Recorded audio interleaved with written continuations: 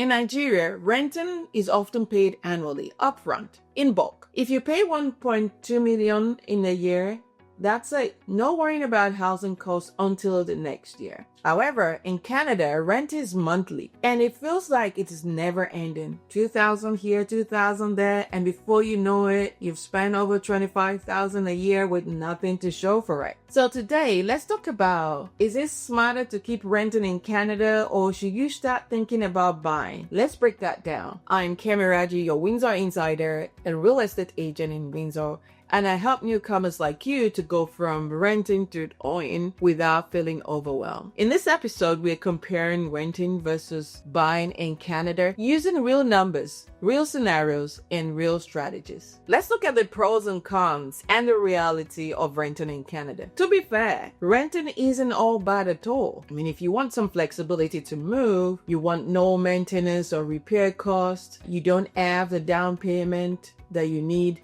renting could be an option. But here is where it hits. Rent is paid monthly. It never stops. Most rents increases yearly and you're not building any equity. When you pay the money is gone. In Ontario, rent for many units can only increase by 2.5% a year. If you are in a newer building, there is no limit, at least from November 2018. You don't get your money back. However, if you are buying in Canada, this is your wealth machine. Buying a home means that you're paying yourself and not your landlord, right?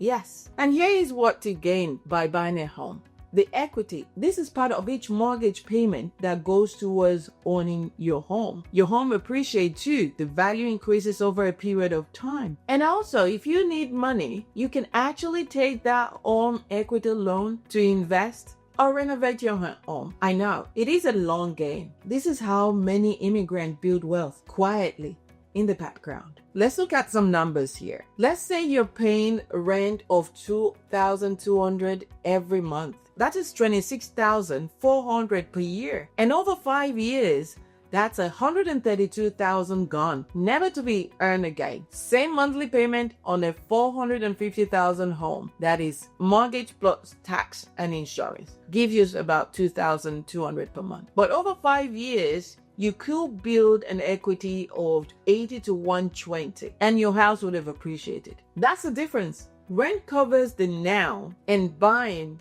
builds the future. If you're from Nigeria or anywhere in Africa or some other part of the world, paying rent once a year gives you that time to breathe.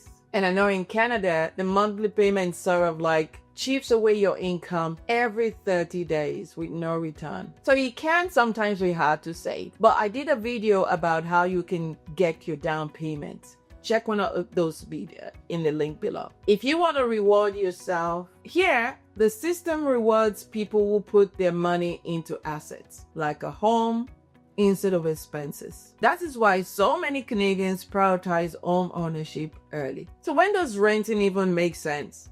I've always said renting is not bad, but you have to be strategic about it. Not everybody is going to buy right now. I understand. And perhaps you're still new. You've just arrived and don't even know where you want to live. Your income is still stabilizing. Or you need time to save and improve your credit. Then you can rent. But here is the key. Don't rent without a plan. Set a timeline. Open FHSA. Talk to a realtor or a mortgage advisor. Renting with an intention is smart.